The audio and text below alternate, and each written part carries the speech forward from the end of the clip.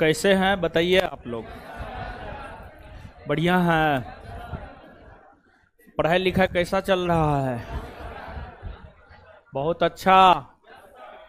सिर्फ जवाब ही नहीं देते हैं। अच्छा, हम रावण न हैं। हम पूछते हैं तो भूल जाते हैं।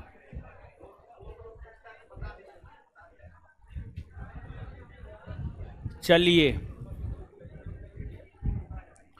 और सब बताइए, और सब क्या हाल चाल? सब बढ़िया। हाँ, अब जो है आप सुनिए। कल से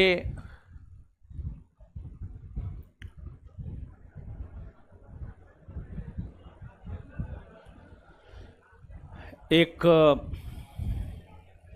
चिट्ठी वायरल हो रहा है। बिहार पुलिस वायरल हो रहा। अगस्त में परीक्षा होना, 5-6 डेट में परीक्षा होना, 7 डेट में, और एक ही सीटिंग होना है, फर्स्ट सीटिंग। हाँ, सेकेंड सीटिंग में क्वेश्चन आउट ज़्यादा होता था, इसी वजह से एक ही सीटिंग में एग्जाम ले रहा है। एक ही सीटिंग में एग्जाम लेना सही है? हाँ सही है, सही है। होता क्या है देखिए, क्वेश्चन जो आउट होता है इसमें जानते हैं कुछ बोर्ड के लोग भी होते हैं, समझे। बोर्ड के लोग को ही पता होता है कि कहाँ क्वेश्चन प्रिंटिंग हो रहा है, कब आएगा। और दूसरा, एक सेंटर पर से भी आउट होता है। जब 2 सीटिंग होता है ना, तो जब क्वेश्चन रखने के लिए आता है तो पहला सीटिंग दूसरा सीटिंग दोनों सीटिंग का क्वेश्चन सेंटर पे रखा हुआ होता है। तो सेंटर का जो ऑनर होता है उसको करोड़ों रुपया का लोभ दिया जाता है, तो सोचता है क्या होगा, दे देता है करोड़ों रुपया के लोभ में, समझे। तो 2 सीटिंग में परीक्षा नहीं हो, 2 सीटिंग में परीक्षा हो, ठीक तो नहीं है। एक ही सीटिंग में निपटा दिया जाए, एक दिन में ज़्यादा बेटर है। तो क्वेश्चन आउट होने की संभावना थोड़ा कम रहता है। आप थोड़ा सा अवलोकन करेंगे तो आप यह पाएंगे कि सेकेंड सीटिंग में क्वेश्चन आउट ज़्यादा होता है, पहला सीटिंग की तुलना में सेकेंड सीटिंग में ज़्यादा होता है, समझे। तो खैर ठीक है, जो है सो है। तो आप लोग भी बिहार पुलिस देने जा रहे हैं?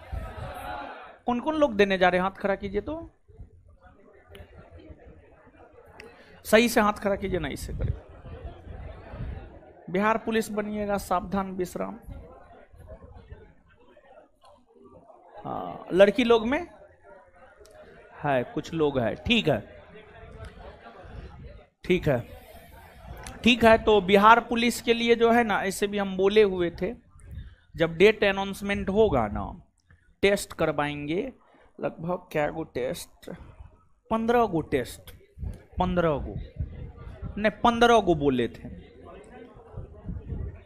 15 गो बोले थे मेरे ख्याल से। 20 गो, अच्छा वही जो भी होगा, 15-20 गो, ठीक है। टेस्ट करवाएंगे।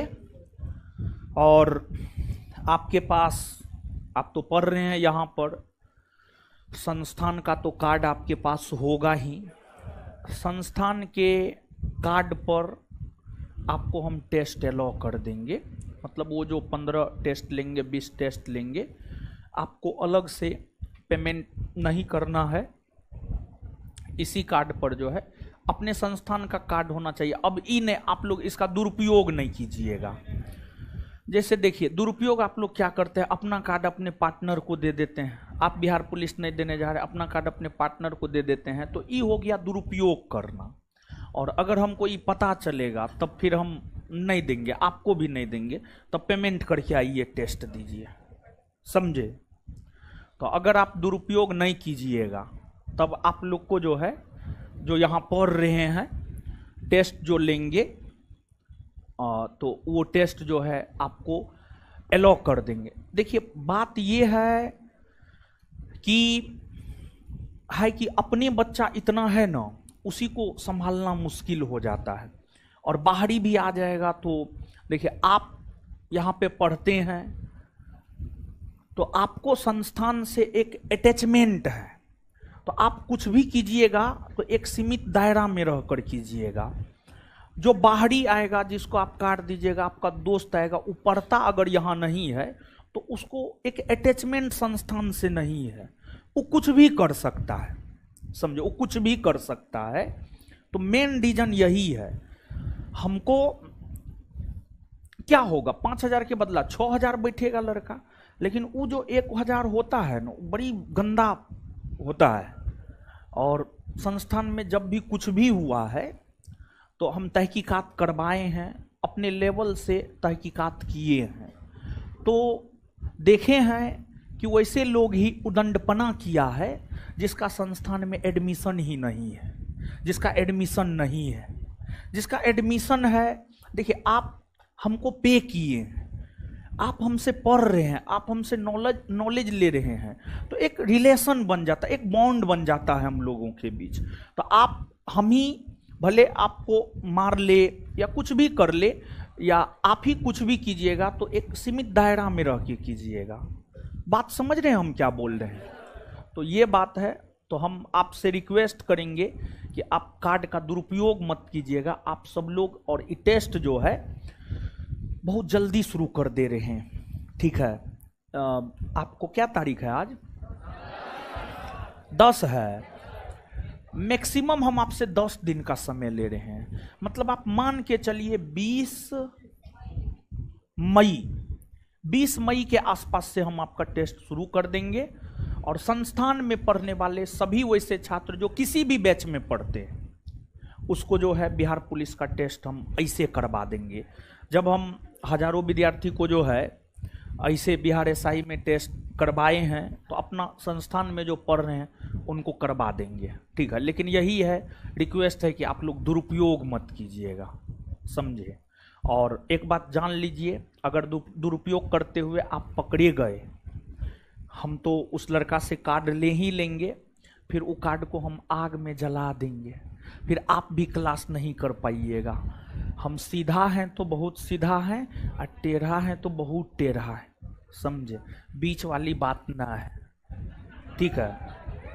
तो इसलिए जो है चीज़ों का दुरुपयोग नहीं करना है, सदुपयोग करना है। तो और ऑनलाइन वालों को भी हम अवेलेबल करवाएंगे, क्वेश्चन आंसर डिस्कशन प्रयास करेंगे, उसका डिस्कशन हम करवाएं आपको। बिहार पुलिस का जो टेस्ट होगा, प्रयास करेंगे हम उसका डिस्कशन करवाएं। और प्रश्न जो है 15-20 जो भी टेस्ट करवाएंगे उसका क्वेश्चन तो बनाए हैं, कुछ बीच में एग्जाम का डेट सब नहीं आ रहा था तो बीच में छोड़ दिए थे, तो अब फिर से क्वेश्चन बनाएंगे।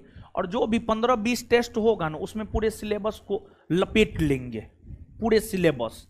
आप वो 15-20 टेस्ट भी अगर अच्छे से कर लीजिएगा ना, तो हम आपको बता रहे हैं 15-20 टेस्ट भी अगर आप अच्छे से कर लीजिएगा, तो हम आपको बता रहे हैं कि अगर परीक्षा ईमानदारी से हुआ, आपको इतना मार्क जरूर आ जाएगा उस 15-20 टेस्ट से भी कि आप पास कर जाएं।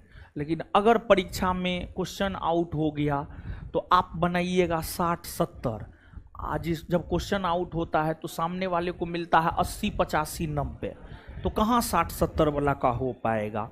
तो इसलिए हम आपको बोले हैं कि अगर ईमानदारी से परीक्षा हुआ तो 15-20 टेस्ट के माध्यम से ही आपको इतना बेहतर कर दिया जाएगा, परीक्षा में पास होने लायक आप मार्क ले आइएगा। हम ये नहीं कहेंगे कि 15-20-25 टेस्ट में हम आपको टॉप करवा देंगे, नहीं। देखिए, हम सपना बेचते नहीं है, जो वास्तविक है वही बात हम आपको बोलते हैं। सामान्य तौर पर लोग सपना बेचता है, समझिए। नेता क्या करता है? सपना बेचता है, और नेता सपना बेच करके ही जो है अपना झोली भर लेता है, समझे? तो जिस रोज हम में ये गुण आ गया उस रोज हम नेतापनी करेंगे, समझे? तो खैर अभी नहीं आया है, ठीक है? तो जो है आपको, तो बिहार पुलिस वाले लोग के लिए ये है। अब आइए हम लोग पढ़ते हैं। तो पढ़ना हम लोग प्रारंभ कर चुके हैं बंगाल के गवर्नर, गवर्नर जनरल, भारत के गवर्नर जनरल और भारत के वायसराय। इसमें कल के सेशन में हम आपको यह बात स्पष्ट किए थे कि प्रथम गवर्नर जनरल कौन बने, अंतिम गवर्नर जनरल कौन बने, प्रथम वायसराय कौन बने, अंतिम वायसराय कौन बने। यही बात स्पष्ट किए थे ना। यहीं से अब हम लोगों को बढ़ना है आगे। हे हीरो, उसको यहां लाइए तो, बेग हटाइए तो, बेग हटाइए।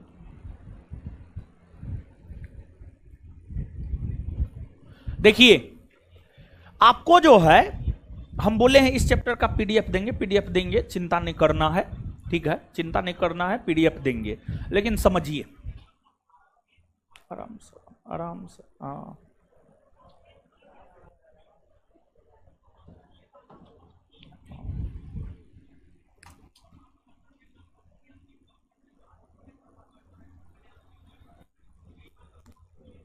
फोन उठाओ जी, तुम मेरा उठाओ ताज, तुम फोन उठाओ दे। हाँ, करते रहो, जो मन होता बोलते रहो।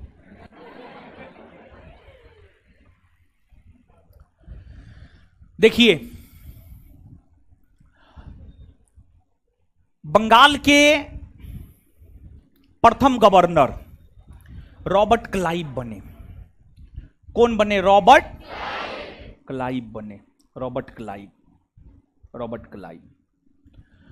रॉबर्ट क्लाइव के विषय में आप जानिए। रॉबर्ट क्लाइव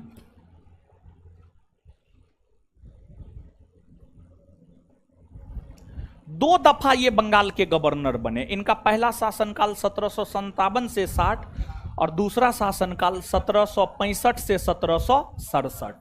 1765 से 1767। देखिए, क्लाइव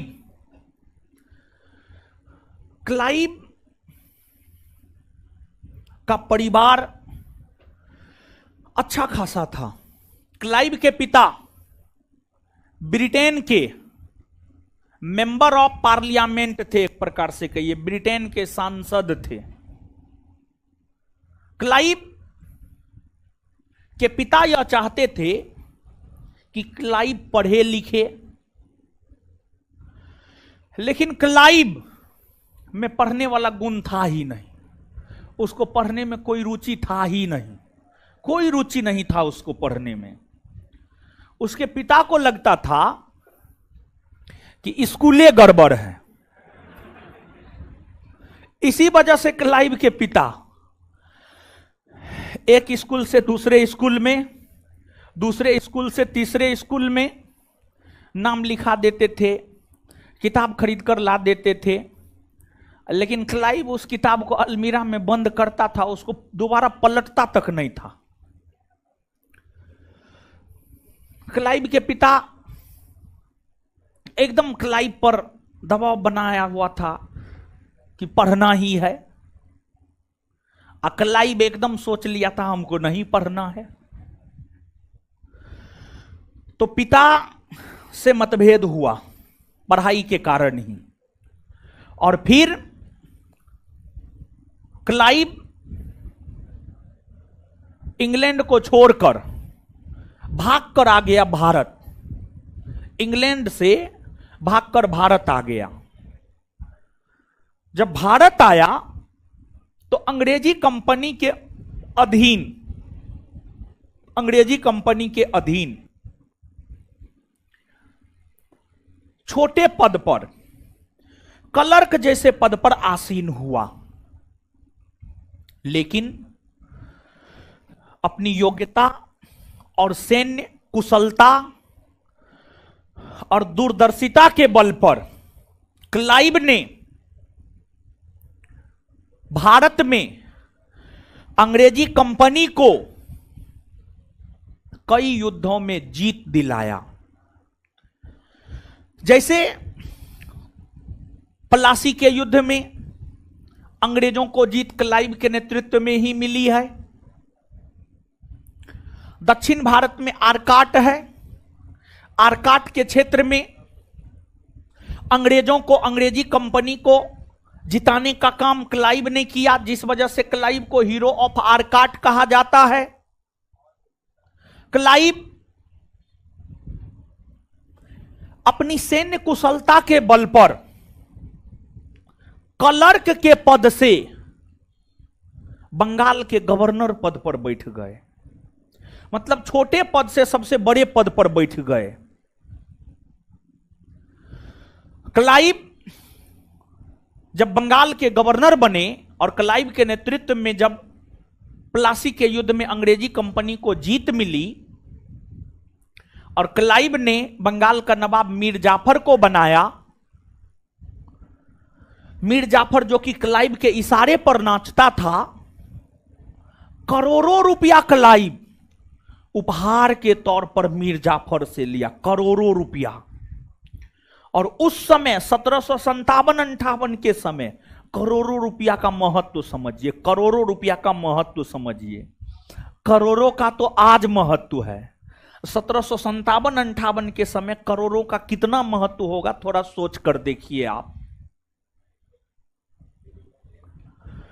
तो क्लाइव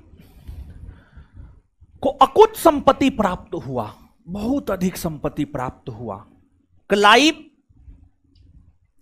खाली हाथ भारत आया, लेकिन जब भारत से जाने लगा करोड़ों रुपया और संपत्ति भारत से लेकर क्लाइव गया, भारत से लेकर क्लाइव गया। तो जरूरी ना है कि पढ़े लिख करके करोड़पति बन सकते हैं, ड्रीम 11 पर भी पैसा लगाकर भी करोड़पति बन सकते हैं। अच्छा, खेलता है पूरे देश का लोग, जीतता है क्या गो? मुश्किल से एगो, पूरे सीजन में मुश्किल से 10 गो 15 गो। जुआ है, जुआ, वो जुआ है, जुआ, समझे? वो सब चक्कर में मत पड़िए, समझे? तो जो है ठीक है, क्लाइव खाली हाथ भारत आया, लेकिन करोड़ों रुपया का संपत्ति लेकर के भारत से वापस लंदन गया। क्लाइव 1760 में उनका पहला कार्यकाल खत्म हो गया। फिर बंगाल के अगले गवर्नर बनकर आए वेंसीटाड। वेंसीटाड का शासनकाल 1760 से 1764। वेंसीटाड के समय ही 1764 ईस्वी में बक्सर का युद्ध हुआ, लेकिन वेंसीटाड को भारत की उतनी अधिक समझ नहीं थी, तो वेंसीटाड को गद्दी से हटाकर फिर से क्लाइव को 1765 में बंगाल के गवर्नर पद पर बैठाकर इसलिए लाया गया ताकि भारतीय शासकों के साथ इलाहाबाद की संधि हो सके, इलाहाबाद की संधि की जा सके। तो स्पेशली जो बक्सर का युद्ध था, बक्सर का युद्ध हम आपको बताए हैं, बक्सर का युद्ध 22 अक्टूबर 1764 को हुआ था और बक्सर के युद्ध भारत की संयुक्त सेना और अंग्रेजी कंपनी के बीच हुआ था। और इस युद्ध में भारत की संयुक्त सेना की हार हुई, अंग्रेजी कंपनी की जीत हुई, और इस युद्ध की समाप्ति हुई है इलाहाबाद के संधि के तहत, हुई है ना। विशेष तौर पर इलाहाबाद का संधि करवाने के लिए, विशेष तौर पर इलाहाबाद का संधि करवाने के लिए क्लाइव को बंगाल का गवर्नर बनाकर भेजा गया। और क्लाइव ने इलाहाबाद के संधि में अंग्रेजी कंपनी के तरफ से भाग लिया और इलाहाबाद के संधि के जरिए ही क्लाइव ने अंग्रेजी कंपनी को बिहार, बंगाल, उड़ीसा के क्षेत्र में दीवानी अधिकार दिलवाया।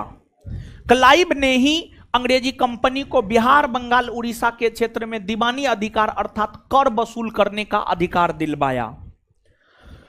और क्लाइव के विषय में कहा जाता है कि इन्होंने बंगाल में द्वैध शासन को लागू किया, डायरकी, डायरकी अंग्रेजी में डायरकी, द्वैध शासन को लागू किया क्लाइव ने। बंगाल में द्वैध शासन को लागू किया किसने? तो क्लाइव ने। अब आपके मन में यहां पर सवाल आएगा, द्वैध शासन किसे कहते हैं? देखिए, जब एक ही भौगोलिक क्षेत्र में दो दो लोगों का शासन हो, दो दो संस्थाओं का शासन हो, सामान्य तौर पर उसे ही द्वैध शासन कहा जाता है। 1765 में इलाहाबाद के संधि के बाद बिहार, बंगाल, उड़ीसा के क्षेत्र में कर की वसूली अंग्रेजी कंपनी करता और शासन प्रशासन बंगाल के नवाब करते। शासन प्रशासन बंगाल के नवाब करते। क्षेत्र एक है बंगाल, वहां पर कर की वसूली अंग्रेजी कंपनी कर रहा है और शासन प्रशासन बंगाल के नवाब कर रहे हैं। यहां पे रोकते हैं, एक बात समझाते हैं। देखिए, सरकार गवर्नमेंट, सरकार का क्या काम होता है जानते हैं? सरकार का क्या काम होता है? यूं तो सरकार के अनेकों काम होते हैं, लेकिन मूल तौर पर सरकार के दो काम होते हैं। एक होता है आम जनता से कर की वसूली करना और उसी पैसा के माध्यम से आम जनता पर शासन करना। हमारे मोदी जी क्या कर रहे हैं? हमारे मोदी जी हम लोगों से कर वसूल रहे हैं और उसी पैसा से हम लोगों पर शासन कर रहे हैं। वही पैसा का उपयोग करके देश की 80 करोड़ आबादी को प्रत्येक माह 5 किलो राशन दे रहे हैं। और देखिए, आप भी टैक्स दे रहे हैं। आप कैसे टैक्स दे रहे हैं तो हम आपको बतलाते हैं। आप कुछ भी सामान खरीदते हैं, उस पर जीएसटी लगता है, तो जीएसटी आप दे रहे हैं तो आप टैक्स पेयर हो गए। दूसरी बात, आप संस्थान के रसीद पर देखिएगा, जीएसटी नंबर है, जीएसटी नंबर है। उस जीएसटी नंबर से संस्थान जीएसटी पे करता है। संस्थान अपने घर से करता है, हम अपने घर से करते हैं ना? कभी नहीं। हम अपने घर से काहे करेंगे? आप जो हमको देते हैं ना, आप अगर हमको 100 रुपया देते हैं तो उसमें 18 रुपया हम जीएसटी के तौर पर सरकार को दे देते हैं। तो हम एक माध्यम हैं आपके पैसा को सरकार तक पहुंचाने का। तो आप देते हैं सरकार को जीएसटी, टैक्स देते हैं आप सरकार को।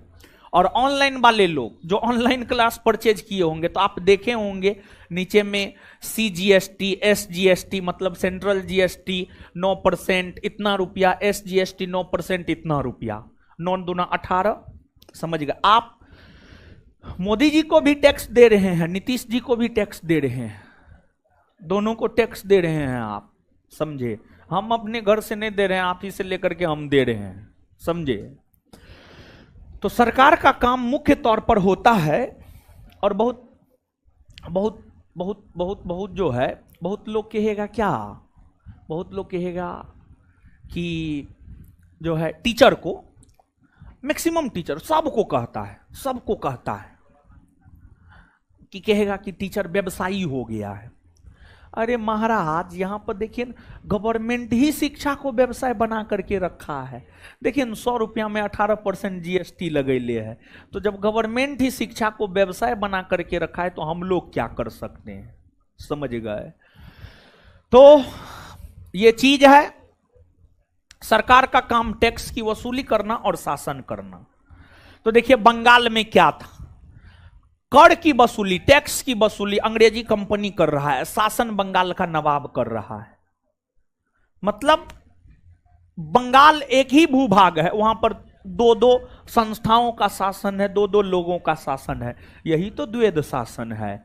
बंगाल में द्वैध शासन 1765 ईस्वी में रॉबर्ट क्लाइव ने लागू किया और 1765 से 1772 ईस्वी तक, 1765 से 1772 ईस्वी तक बंगाल में द्वैध शासन लागू रहे। 1765 से 1772 ईस्वी तक बंगाल में द्वैध शासन लागू रहे और 1772 में बंगाल में द्वैध शासन का अंत वारेन हेस्टिंग्स ने किया। वारेन हेस्टिंग्स ने किया। और द्वैध शासन जो बंगाल में लागू हुए, उस वजह से बंगाल में अकाल पड़ने लगे। भूखमरी की स्थिति बंगाल में उत्पन्न हो गई। भूखमरी की स्थिति बंगाल में उत्पन्न हो गई। हुआ क्या, अंग्रेजी कंपनी कर की वसूली कर रहा है, उसको शासन प्रशासन से कोई लेना देना था नहीं। अंग्रेजी कंपनी कर की वसूली कर लिया, थोड़ा बहुत बंगाल के नवाब को दे दिया। बंगाल के नवाब उस पैसा से सबसे पहले अपना भोग विलास किया, और जो थोड़ा बहुत बचा उससे शासन प्रशासन चलाता था। तो कैसे बेहतर शासन प्रशासन चलाया जा सकेगा? तो द्वैध शासन की वजह से बंगाल में अकाल पड़ने लगे। और 18वीं शताब्दी में, मतलब 1700 ईस्वी से लेकर 1800 ईस्वी, 18वीं शताब्दी मतलब 1700 ईस्वी से लेकर के 1800 ईस्वी, 18वीं शताब्दी में बंगाल में सबसे भयंकर अकाल पड़ा था 1770 ईस्वी में। 1770 1770 ईस्वी में बंगाल में सबसे भयंकर अकाल पड़ा था। हजारों की संख्या में लोग मारे गए थे। गांव का गांव ओम नमः स्वाहा हो गया था। गांव का गांव उजड़ गया था 1770 के अकाल में। और इसी वजह से जब वारेन हेस्टिंग्स 1772 में बंगाल के गवर्नर बनकर आए, तो उन्होंने बंगाल में देखा, बंगाल में तो अकाल पड़ा हुआ है। तो उस अकाल का पता करने लगे वारेन हेस्टिंग्स। और जब वारेन हेस्टिंग्स अकाल का पता किए, तो उन्हें पता चला अकाल का कारण द्वैध शासन है, जिस वजह से वारेन हेस्टिंग्स ने द्वैध शासन को ही खत्म कर दिया, द्वैध शासन को खत्म कर दिया। और देखिए, क्लाइव और वारेन हेस्टिंग्स के बीच कई और भी लोग बंगाल के गवर्नर पद पर बैठे, बरेलास्ट और कर्टियर। बरेलास्ट 1767 से 1769, और बरेलास्ट के समय ही प्रथम आंग्ल में सूर्योदय हुआ था। और बरेलास्ट के बाद कर्टियर 1769 से 1772, कर्टियर के समय ही 1770 ईस्वी में भयंकर अकाल पड़ा। और फिर बाद में जाकर वारेन हेस्टिंग्स बने, और वारेन हेस्टिंग्स बंगाल के अंतिम गवर्नर और बंगाल के प्रथम गवर्नर जनरल बने। अब हम लोग यहां पर वारेन हेस्टिंग्स के विषय में जानेंगे, वारेन हेस्टिंग्स के विषय में जानेंगे। लेकिन उससे पहले एक बात आप जानिए,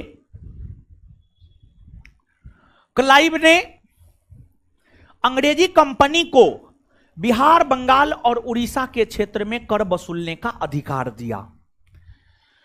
क्लाइव ने जब बिहार, बंगाल और उड़ीसा के क्षेत्र में कर वसूलने का अधिकार अंग्रेजी कंपनी को दिया, तो अंग्रेजी कंपनी को कर वसूलने का अनुभव नहीं था। अंग्रेजी कंपनी को भारत में कर वसूलने का अनुभव नहीं था, जिस वजह से क्लाइव ने कर की वसूली के लिए एक उपदीवान का पद लाया। और बंगाल का उपदीवान किसी और को बनाया, ओडिशा का किसी और को, बिहार का किसी और को। उड़ीसा का उपदीवान राय दुर्लभ को बनाया, बिहार का उपदीवान राजा सिताब राय को बनाया, और बंगाल का उपदीवान मोहम्मद रजा खां को बनाया, मोहम्मद रजा खां को बनाया, मोहम्मद रजा खां को बनाया।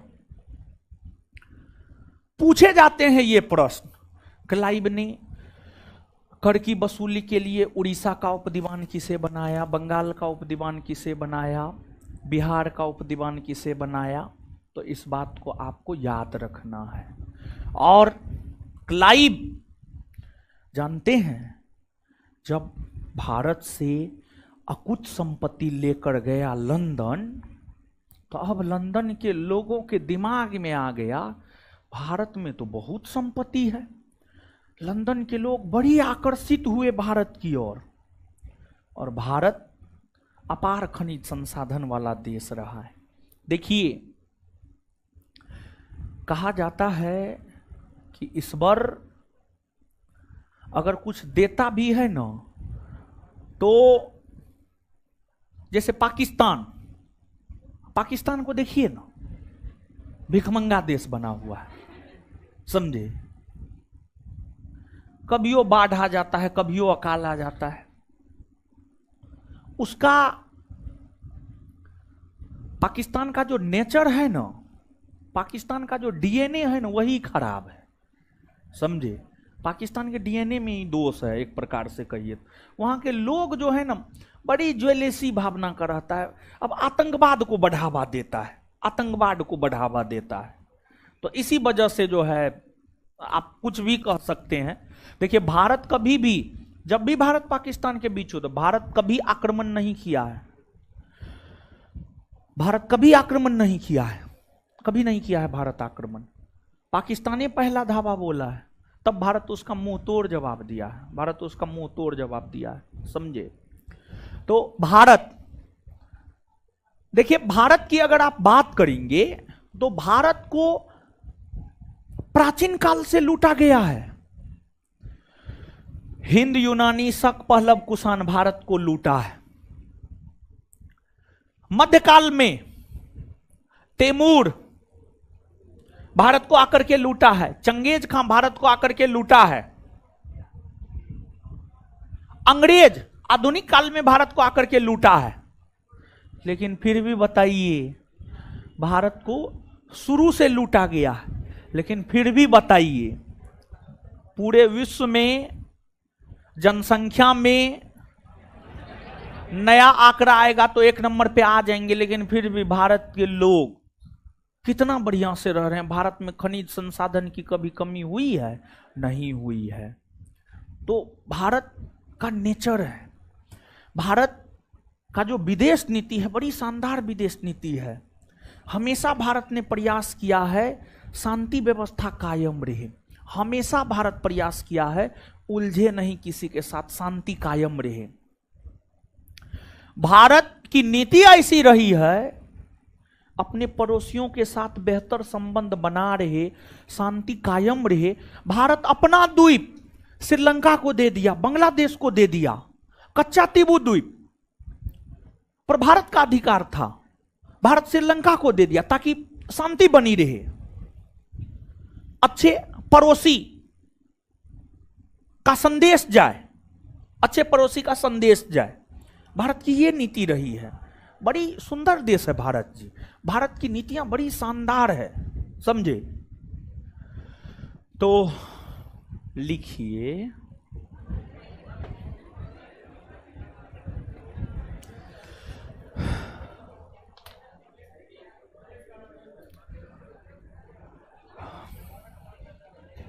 लिखिए तो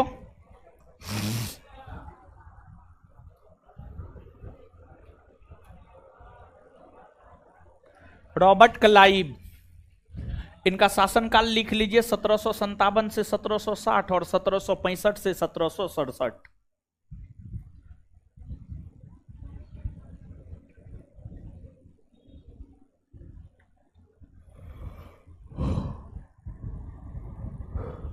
लिखिए,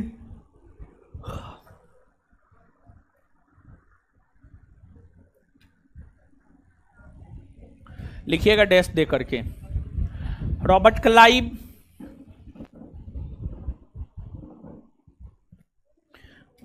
रॉबर्ट क्लाइव है, थोड़ा थोड़ा उधर खिसक ना जाइए, हो काहे इसको कष्ट देते हैं, जगह है तब कष्ट देती है, बताइए। रॉबर्ट क्लाइव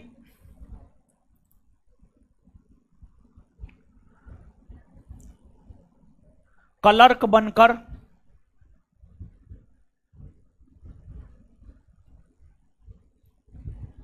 भारत आया,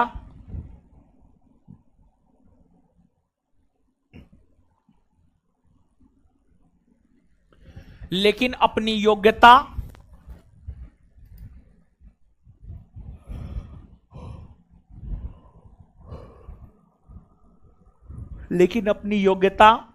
और सैन्य कुशलता के बल पर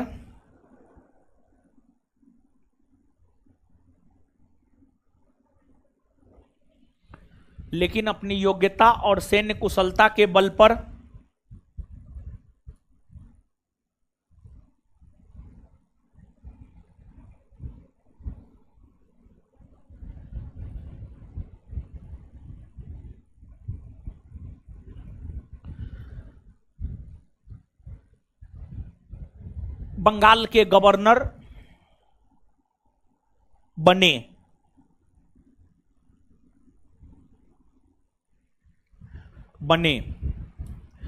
इन्होंने भारत में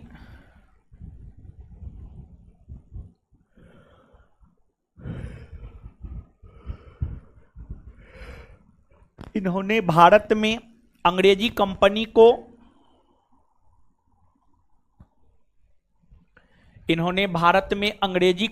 को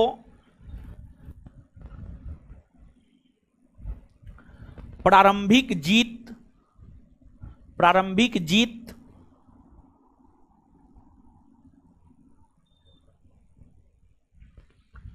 दिलाई।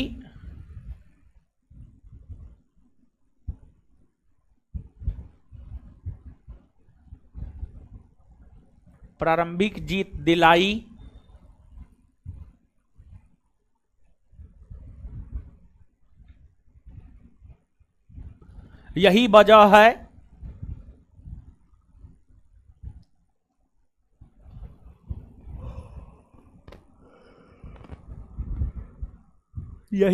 है कि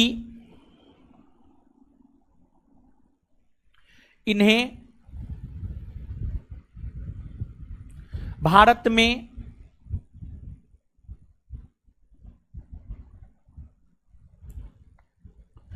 अंग्रेजी सत्ता का संस्थापक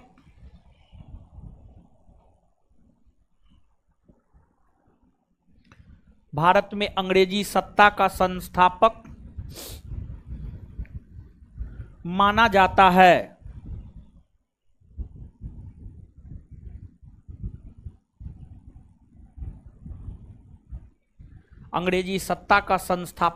जाता है। इन्होंने अंग्रेजी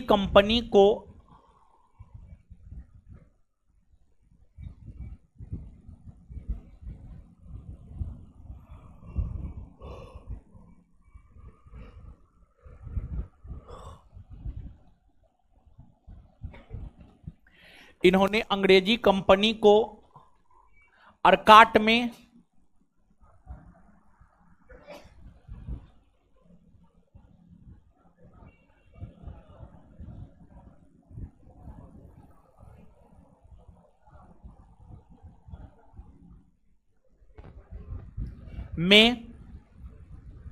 सफलता दिलाई,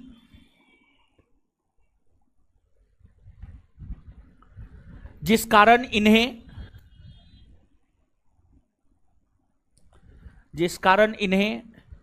hero of Arcot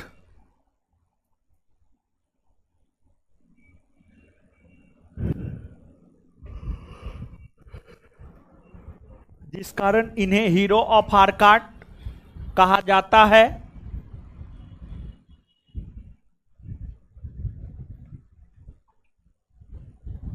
full stop. Plassey के युद्ध में भी अंग्रेजी कंपनी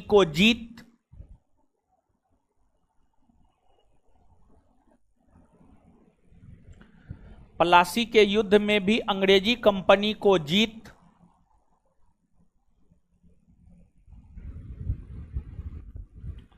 रॉबर्ट क्लाइव ने ही दिलाया था।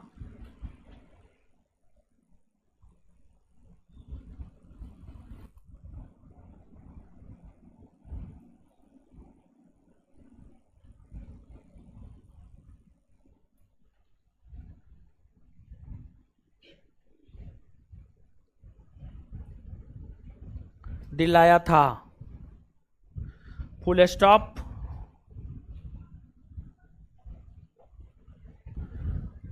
अब नीचे से लिखिए। तो लिखना है तो उसमें टीवी क्या करेगा?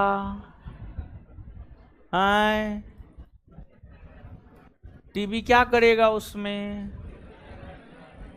टीवी लिखाएगा, हम ना लिखाएंगे, हम नहीं ना बंद हुए हैं। लिखिए आराम से, एकदम छोटा सा बहाना चाहिए इस सबको, बस हो गया।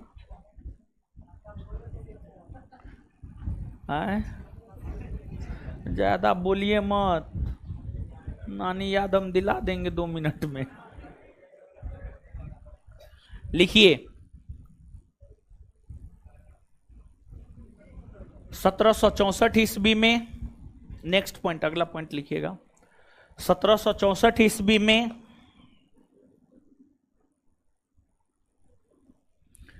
जब बक्सर का युद्ध हुआ था,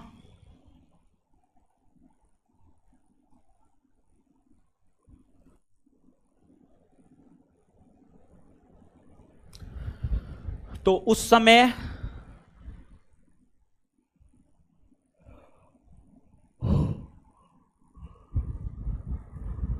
1764 ईस्वी में जब बक्सर का युद्ध हुआ था, तो उस समय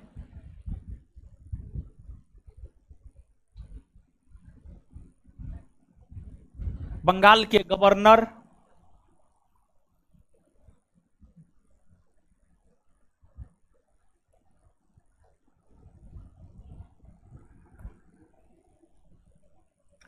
वेंसीटाड, बोर्ड पे लिखा हुआ है वेंसीटाड, बंगाल के गवर्नर वेंसीटाड, बोर्ड पे लिखा हुआ है वेंसीटाड थे।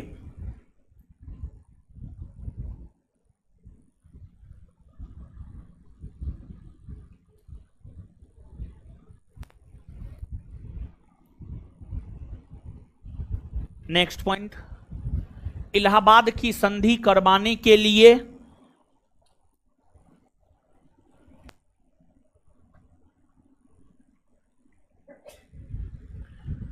इलाहाबाद की संधि करवाने के लिए रॉबर्ट क्लाइव को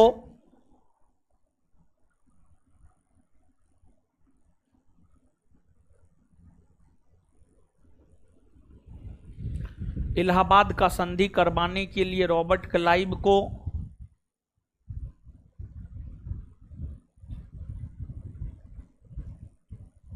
दोबारा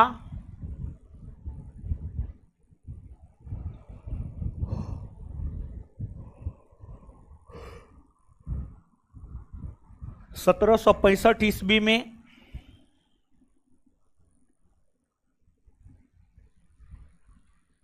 बंगाल का गवर्नर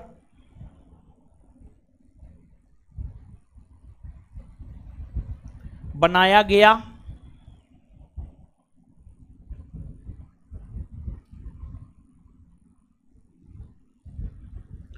अंग्रेजी कंपनी के तरफ से इलाहाबाद की संधि में रॉबर्ट क्लाइव ने ही भाग लिया था। अंग्रेजी कंपनी की तरफ से इलाहाबाद की संधि में रॉबर्ट क्लाइव ने ही भाग लिया था।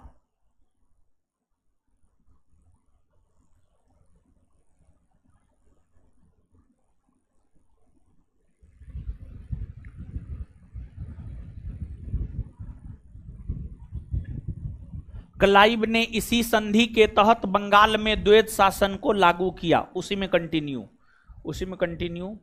क्लाइव ने इसी संधि के तहत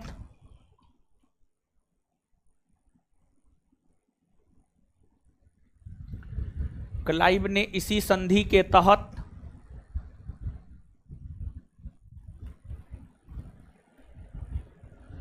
क्लाइव ने इसी संधि के तहत बंगाल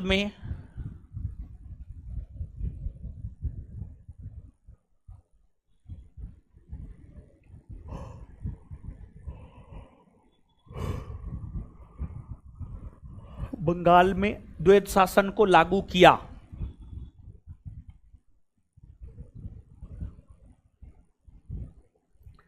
नेक्स्ट पॉइंट, बंगाल में द्वैत शासन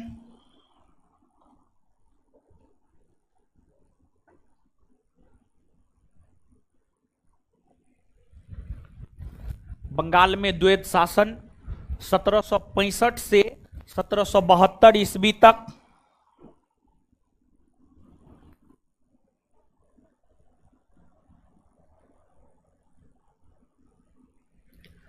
बंगाल में द्वैत शासन 1765 से 1772 ईस्वी तक 1772 ईस्वी तक लागू रहा है।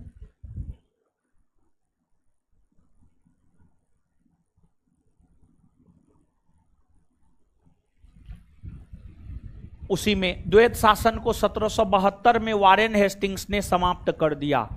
द्वैत शासन को 1772 में वारेन हेस्टिंग्स ने समाप्त कर दिया। द्वैत शासन को 1772 में वारेन हेस्टिंग्स ने समाप्त कर दिया। द्वैत शासन को 1772 में वारेन हेस्टिंग्स ने समाप्त कर दिया।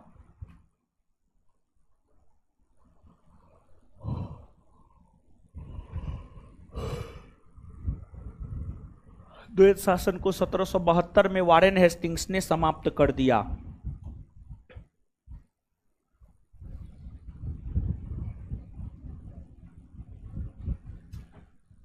नेक्स्ट पॉइंट,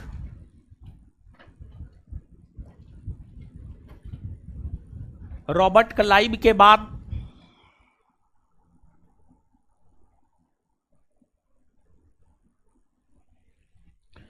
1767 ईस्वी में बंगाल के अगले गवर्नर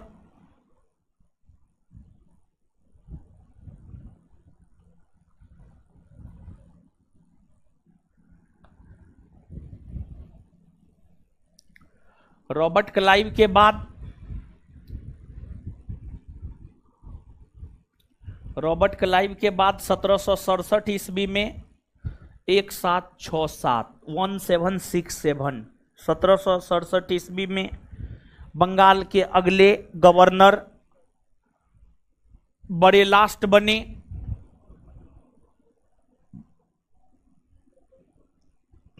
बरेलास्ट बने।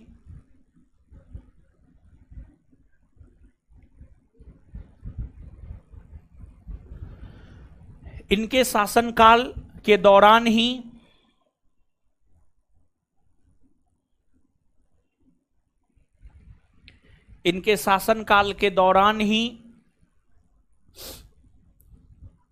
प्रथम आंग्ल मैसूर युद्ध,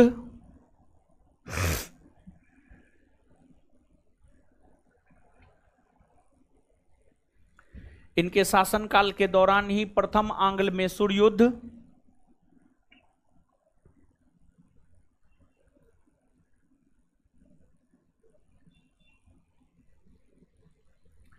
प्रथम आंग्ल मैसूर युद्ध 1767 से 1769 ईस्वी के बीच हुआ। 1767 से 1769 ईस्वी के बीच हुआ। 1767 से 1769 ईस्वी के बीच हुआ। 1767 से 1769 ईस्वी के बीच हुआ।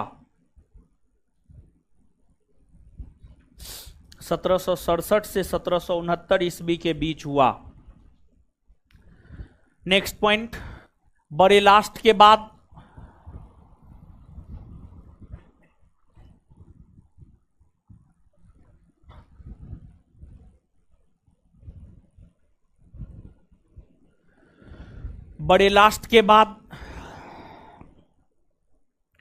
बंगाल के अगले गवर्नर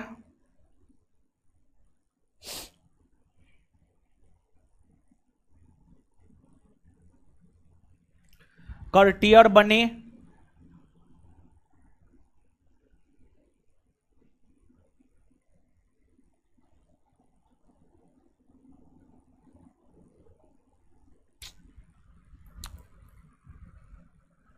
बरेलास्ट के बाद बंगाल के अगले गवर्नर कर्टियर बने,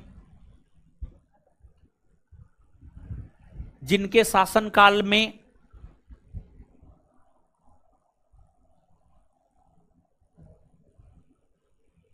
1770 ईस्वी में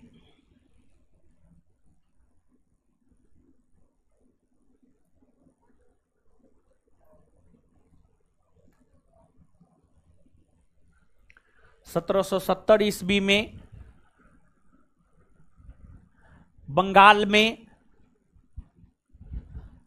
में सबसे भयंकर अकाल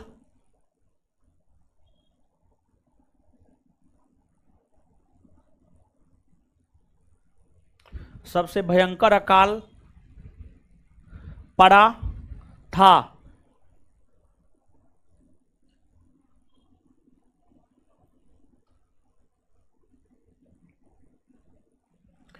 सबसे भयंकर अकाल पड़ा था। चलिए अब आगे हेडिंग मारिए वारेन हेस्टिंग्स। Warren Hastings.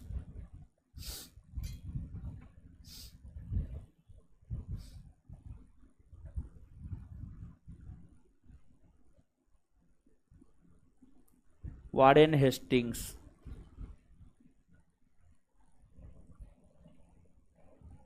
1772 से 1784।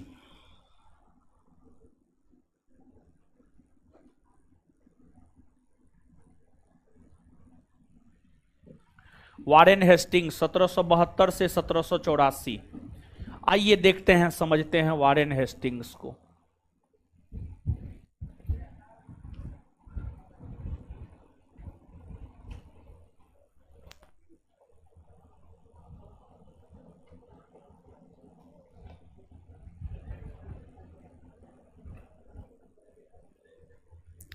देखिए वारेन हेस्टिंग्स, वारेन हेस्टिंग्स भी जब भारत आया तो क्लर्क के पद पर आसीन हुआ और अपनी योग्यता के बल पर बंगाल के गवर्नर बने और इन्हीं के समय 1773 का रेगुलेटिंग एक्ट पारित हुआ, जिसके तहत बंगाल के गवर्नर का पद नाम बदलकर गवर्नर जनरल कर दिया गया और 1773 के रेगुलेटिंग एक्ट के तहत ये बंगाल के प्रथम गवर्नर जनरल बने। इन्होंने द्वैध शासन का बंगाल से अंत कर दिया और जब इन्होंने द्वैध शासन का बंगाल से अंत कर दिया तो इन्होंने कर की वसूली के लिए बोर्ड ऑफ रेवेन्यू अर्थात राजस्व बोर्ड का गठन किया, राजस्व बोर्ड का गठन किया और बंगाल के क्षेत्र में 5 चुंगी घर का भी गठन इन्होंने किया। ढाका में, मुर्शिदाबाद में, कोलकाता में, हुगली में, पटना में। ढाका, मुर्शिदाबाद, कोलकाता, हुगली, पटना, ये पांचों शहर में 5 चुंगी घर का निर्माण इन्होंने किया। चुंगी घर आज के संदर्भ में income tax office, income tax office जहां पर आप जाकर के इनकम टैक्स जमा करते हैं। देखिए अभी तो आपका इनकम कुछ नहीं है इनकम नहीं ना, तो कल के डेट में जाकर के आप पैसा कमाइएगा तो आपका इनकम होगा, तो आपके इनकम पर सरकार टैक्स लेता है, समझे। तो एक दायरा होता है कि 5 लाख तक अगर है इनकम साल में टैक्स नहीं लगेगा, उससे ज़्यादा होगा तो फिर टैक्स लगेगा। जैसे 5 से थोड़ा ज़्यादा 7 लाख हुआ 5% लगेगा, 15 लाख हुआ 12% लगेगा, उससे ऊपर हुआ 18% लगेगा, उससे ऊपर हुआ 30% लगेगा, समझ गए। तो ये चीज हो जाता है हमारा 30% के श्रेणी में हम आते हैं, 30%। देखिए जितना भी सीधा तौर पे मान के चलिए ना कि जो है आपको बड़े बड़े बिजनेसमैन, बड़ा बड़ा टीचर सब 30% के दायरा में ही आता है, उससे ज्यादा न है। अंबानी भी 30% देता होगा, हम लोग भी 30% दे रहे हैं, समझ गए। हम लोग भी 30% के दायरा में आते हैं, 30% देते हैं, समझे। तो अब आप समझिए यहां पर कि इन्होंने कर की वसूली के लिए राजस्व बोर्ड का गठन किया और 5 चुंगी घर बनाया। इसके अलावे अगर वारेन हेस्टिंग्स की हम लोग बात करें तो बड़ी आक्रामक गवर्नर जनरल था, आक्रामक गवर्नर जनरल था वारेन हेस्टिंग्स। वारेन हेस्टिंग्स ने भारत में ब्रिटिश कंपनी के विस्तार को लेकर एक नीति अपनाया जिसे घेरे की नीति कहते हैं। घेरे की नीति, ring of fence, ring of fence, घेरे की नीति कहते हैं। और घेरे की नीति के तहत करता क्या था वॉरेन हेस्टिंग्स? जैसे मान लिया जाए बंगाल, बंगाल पर अंग्रेजों का कब्जा है, तो बंगाल के आसपास के जो राज्य होते थे उसको अंग्रेजी कंपनी में मिलाने का प्रयास करता था। मतलब जहां पर अंग्रेजों का शासन है उसके आसपास के क्षेत्र को घेरने का काम करता था, घेरने का काम करता था। और घेरे की नीति के तहत वॉरेन हेस्टिंग्स ने भारत में अंग्रेजी कंपनी के साम्राज्य का विस्तार किया। और घुसखोर टाइप का था, ये भ्रष्टाचारी था, खूब लूटा भारतीयों को खूब लूटा। और कितना आपको गर्मी लग रहा है बताइए? ऐसे ऐसे होंक रही है, उससे क्या होगा? गर्मी तो पहले की तुलना में कम है, नहीं हो? तब बताइए, गर्मी है भी नहीं तब पर भी सबको गर्मी लगता है।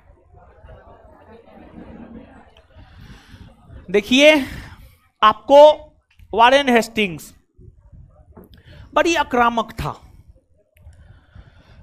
अत्याचारी भी था, निर्दोष लोग को भी फांसी पर लटका देता था। एगो नंद कुमार नामक ब्राह्मण था, नंद कुमार नामक ब्राह्मण जो कि निर्दोष था, उसको फांसी पर लटका दिया, जिसे इतिहास में न्यायिक हत्या कहा जाता है, जिसे इतिहास में न्यायिक हत्या कहा जाता है। और वॉरेन हेस्टिंग्स की अगर आप बात करेंगे तो इन्होंने ही मुगल बादशाह को 26 लाख रुपया वार्षिक पेंशन देना बंद किया। मुगल बादशाह को 26 लाख रुपया वार्षिक पेंशन देना शुरू किया था क्लाइव ने, और उसे बंद कर दिया वॉरेन हेस्टिंग्स ने। इन्हीं के समय भारत का प्रथम समाचार पत्र द बंगाल गजट 1780 में प्रकाशित हुआ। जेम्स ऑगस्टस हिकी ने उसे प्रकाशित किया। इन्हीं के समय 1784 ईस्वी में एशियाटिक सोसाइटी ऑफ बंगाल का गठन हुआ। इन्होंने मुसलमानों को शिक्षित करने के लिए 1781 ईस्वी में मदरसा का निर्माण किया, मदरसा का निर्माण किया कलकत्ता में। फिर इनके समय ही जो है आपको 1784 का पिट्स इंडिया एक्ट पारित हुआ। उस एक्ट का इन्होंने विरोध किया और 1784 के पिट्स इंडिया एक्ट का विरोध करते हुए ये अपने पद से त्यागपत्र दे दिए और चले गए लंदन। वॉरेन हेस्टिंग्स जब लंदन गए तो वॉरेन हेस्टिंग्स के द्वारा भारत में जो कुकृत्य किए गए थे, मतलब जो गलत काम किए गए थे, भारत के लोगों से भ्रष्टाचार के तौर पर जो धन संपत्ति इकट्ठा किया गया था, निर्दोष लोगों को फांसी पर जो इन्होंने लटकाया, इन तमाम कारणों की वजह से जब वॉरेन हेस्टिंग्स लंदन गए तो वॉरेन हेस्टिंग्स पर बर्क नामक संसद ने महाभियोग चलाया। और बर्क नामक संसद ने इन पर महाभियोग चलाया, लेकिन इन्हें 1795 ईस्वी आते आते दोषों से मुक्त कर दिया गया, दोषों से मुक्त कर दिया गया।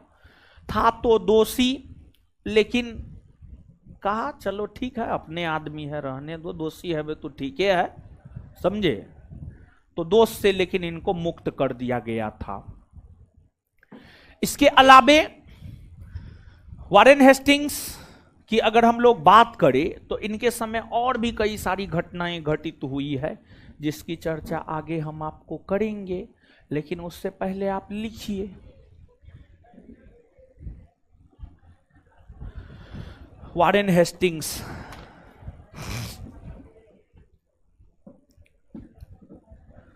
सर्वप्रथम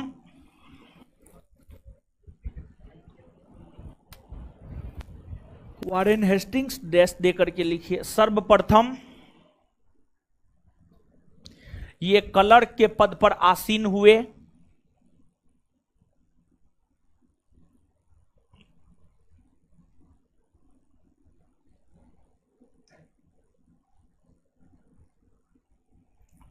उसके बाद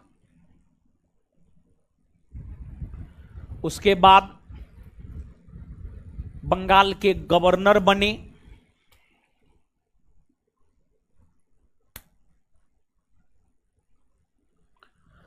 और फिर 1773 के रेगुलेटिंग एक्ट के तहत और फिर 1773 के रेगुलेटिंग एक्ट के तहत और फिर 1773 के रेगुलेटिंग एक्ट के तहत बंगाल के प्रथम गवर्नर जनरल बने।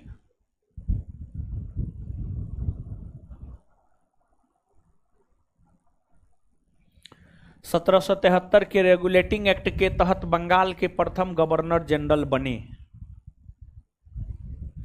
Full stop.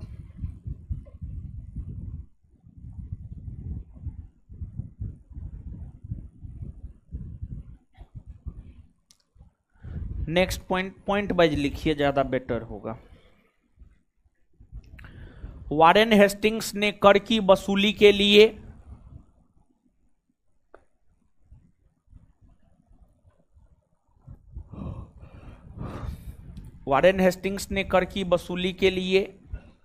Board of revenue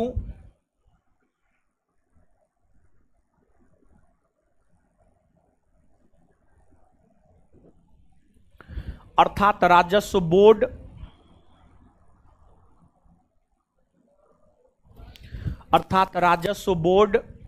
board of revenue अर्थात राजस्व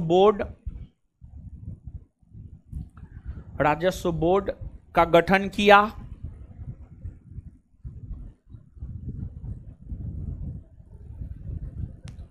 राजस्व बोर्ड का गठन किया।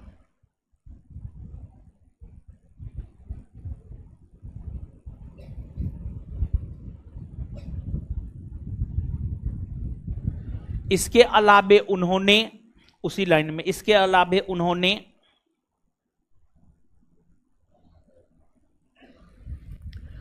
पांच चुंगी घर टैक्स ऑफिस, 5 चुंगी घर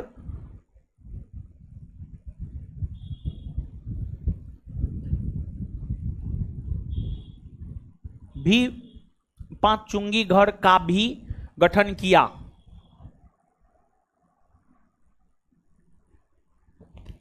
एक नंबर में ढाका,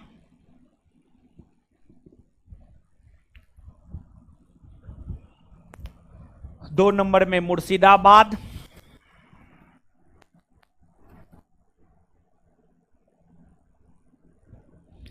तीन नंबर में कोलकाता,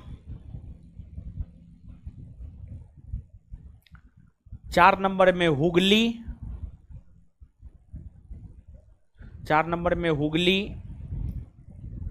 पांच नंबर में पटना।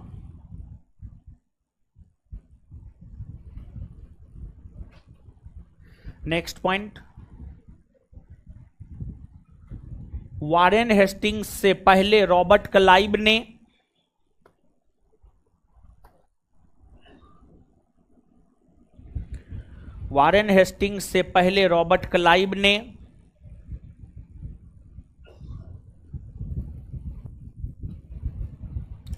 बिहार, बंगाल, उड़ीसा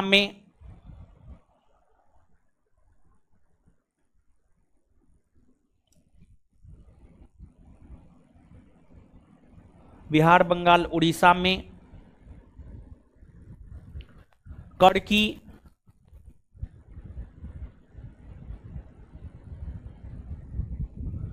वसूली के लिए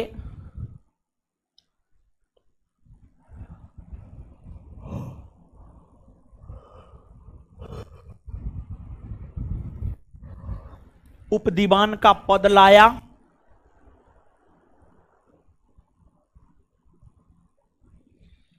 कर की वसूली के लिए उपदीवान का पद लाया।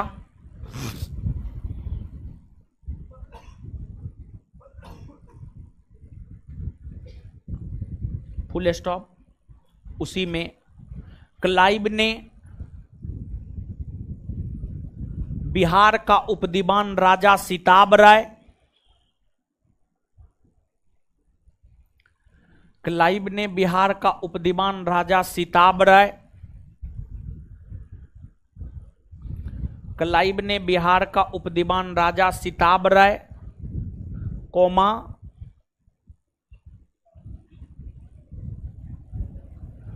ओडिशा का उपदीवान राय दुर्लभ, ओडिशा का उपदीवान राय दुर्लभ,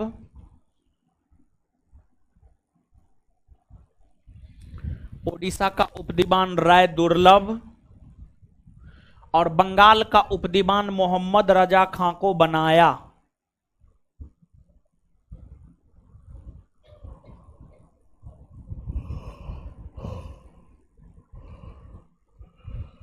और बंगाल का उपदीवान मोहम्मद रजा खां को बनाया, और बंगाल का उपदीवान मोहम्मद रजा खां को बनाया। नेक्स्ट पॉइंट,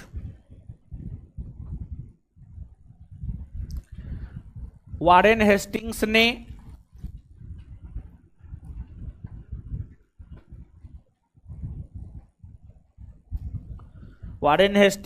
भारत में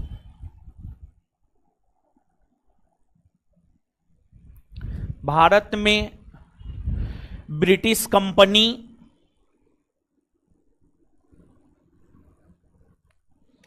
वारेन हेस्टिंग्स ने भारत में ब्रिटिश कंपनी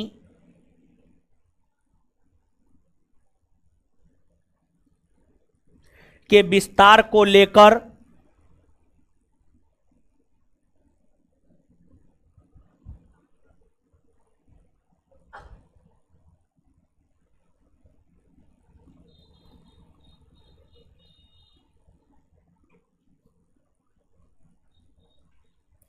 घेरे की नीति, घेरे की नीति, घेरे की नीति अर्थात ring of fence, ring of fence, RING, ring, OF of FENCE, अर्थात रिंग ऑफ फेंस की नीति को अपनाया।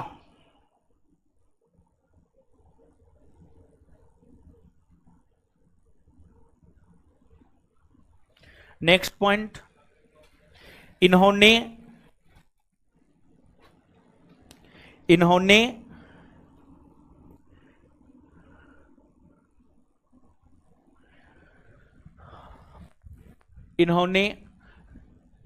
निर्दोष नंद कुमार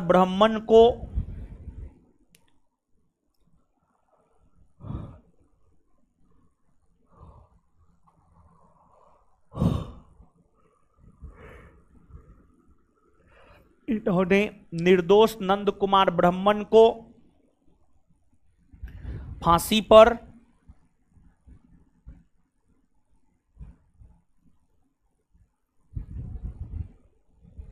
लटका दिया,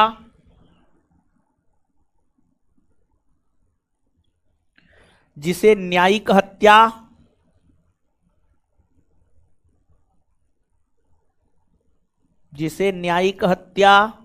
कहते हैं, जिसे न्यायिक हत्या कहते हैं। नेक्स्ट पॉइंट,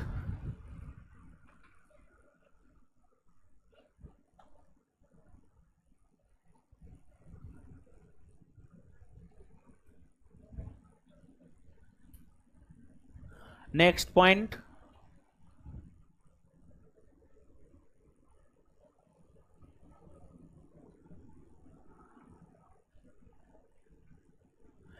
इन्होंने 1781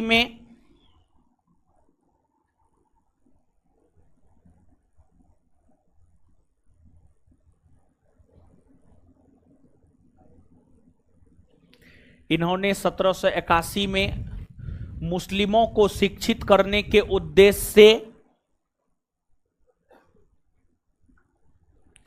मुस्लिमों को शिक्षित करने के उद्देश्य से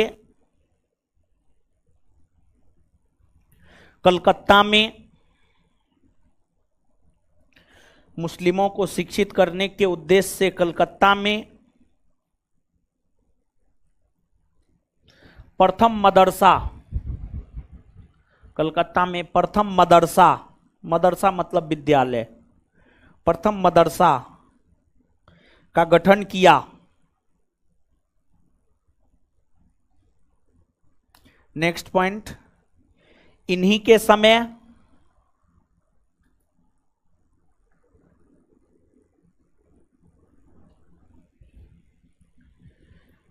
इन्हीं के समय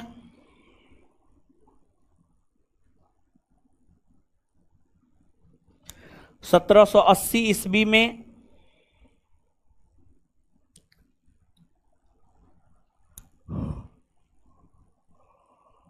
भारत का प्रथम समाचार पत्र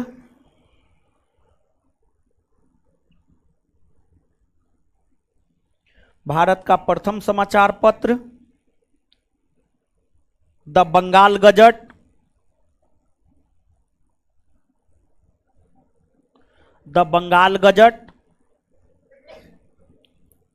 जेम्स ए हिकी के द्वारा,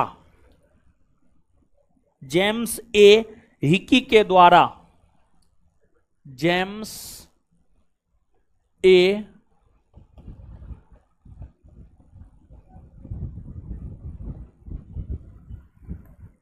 हिकी के द्वारा निकाला गया, जेम्स ए हिकी के द्वारा निकाला गया।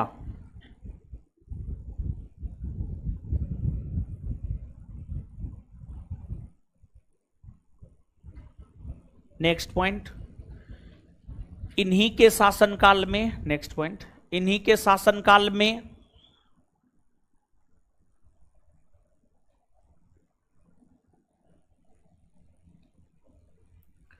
सत्रह सौ 84 ईस्वी में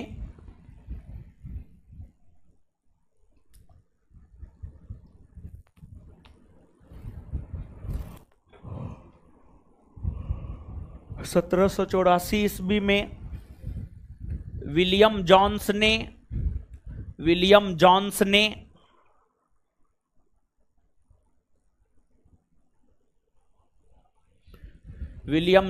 ने एशियाटिक सोसाइटी ऑफ बंगाल का गठन किया। विलियम जोन्स ने एशियाटिक सोसाइटी ऑफ बंगाल का गठन किया। विलियम जोन्स ने एशियाटिक सोसाइटी ऑफ बंगाल का गठन किया। विलियम जोन्स ने एशियाटिक सोसाइटी ऑफ बंगाल का गठन किया।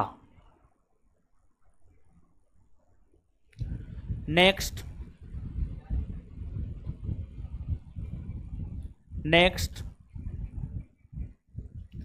इन्हीं के शासनकाल के समय, इन्हीं के शासनकाल के समय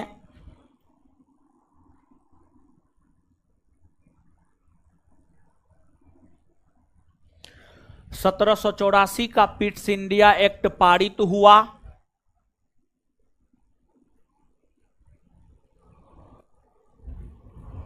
1784 का पिट्स इंडिया एक्ट पारित हुआ।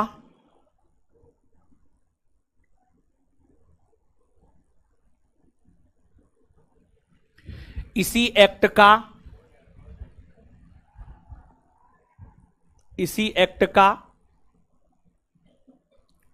विरोध करते हुए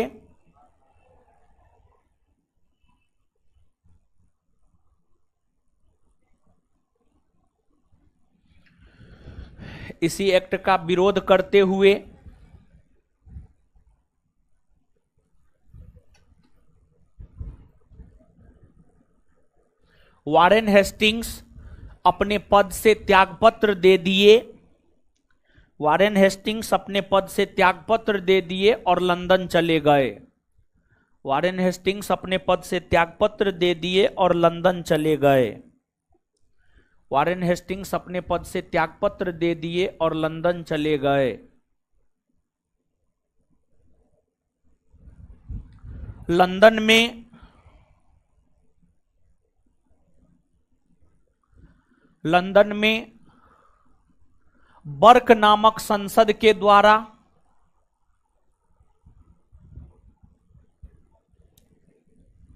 लंदन में बर्क नामक संसद के द्वारा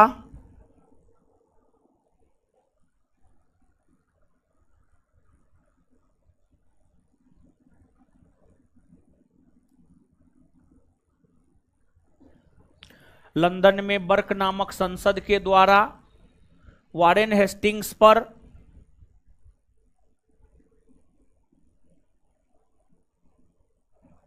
महाभियोग चलाया गया।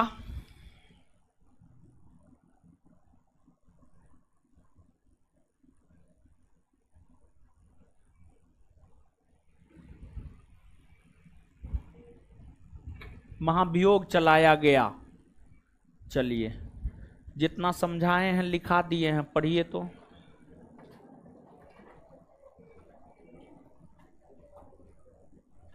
पढ़िए, पढ़ने बोले हैं।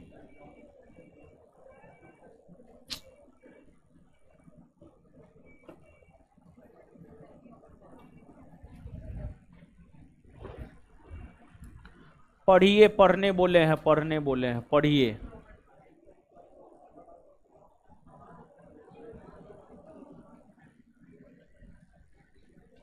पढ़िए।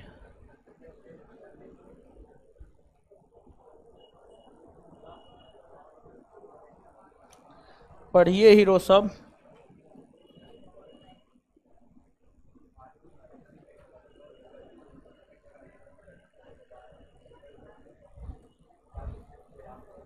मेरा मोबाइल दीजिए जी।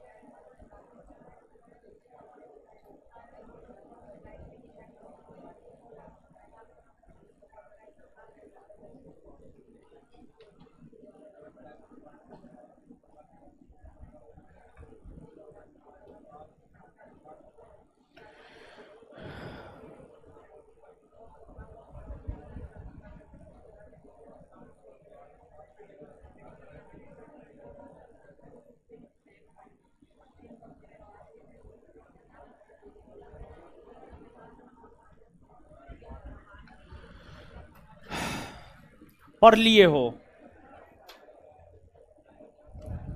दीजिए तो।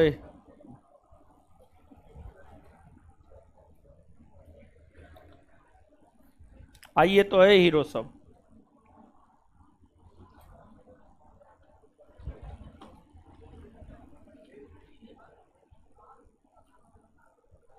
भारत में अंग्रेजी सत्ता का संस्थापक किसको माना जाता? रॉबर्ट। हीरो ऑफ आर्काट किसे माना जाता? रॉबर्ट। प्लासी के युद्ध में अंग्रेजी कंपनी को जीत कौन दिलाए? बक्सर के युद्ध के समय गवर्नर जनरल कौन था? वेंसी टार्ट। बक्सर के युद्ध के समय गवर्नर जनरल। इलाहाबाद का संधि किसके नेतृत्व में हुआ? रॉबर्ट। बंगाल में द्वैत शासन को लागू कौन किया? बंगाल में द्वैत शासन कब से कब तक लागू रहा? 1765 से 1700। बंगाल में द्वैत शासन का अंत किसने किया? वारेन। रॉबर्ट क्लाइव के बाद 1767 में बंगाल के अगले गवर्नर कौन बने? बड़े लास्ट के समय कौन सा युद्ध हुआ है? प्रथम आंग्ल। बड़े लास्ट के बाद कौन बने? कर्टियर ना। 1770 में बंगाल में जब भयंकर अकाल आया था उस समय बंगाल के गवर्नर कौन थे? कर्टियर ना। अच्छा, वारेन हेस्टिंग्स ने द्वैत शासन को खत्म करते हुए कर की वसूली के लिए कौन बोर्ड का गठन किया? Board of. 5 अलग शहर ढाका, मुर्शिदाबाद, कोलकाता, हुगली, पटना में चुंगी घर का निर्माण कौन किया? कौन किया? अच्छा, क्लाइव ने, रॉबर्ट क्लाइव ने बिहार का उपदीवान किसे बनाया? राजा सिताब राय। क्लाइव ने बिहार का उपदीवान किसे बनाया? उड़ीसा का उपदीवान।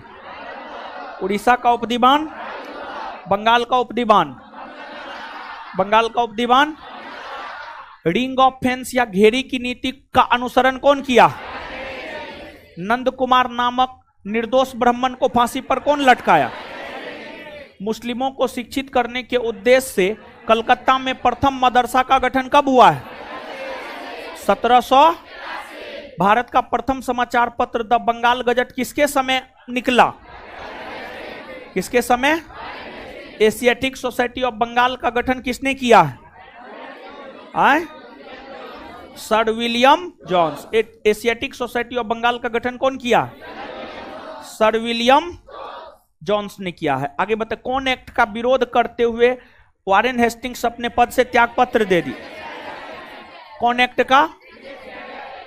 1784 का। और जब वे लंदन गए तो किस सांसद ने वारेन हेस्टिंग्स पर महाभियोग चलाया? कौन चलाया? कौन चलाया? चलिए, धन्यवाद। इससे आगे मिलते हैं अगले क्लास में। हमको निकलने दीजिए, तब कोई निकलिएगा।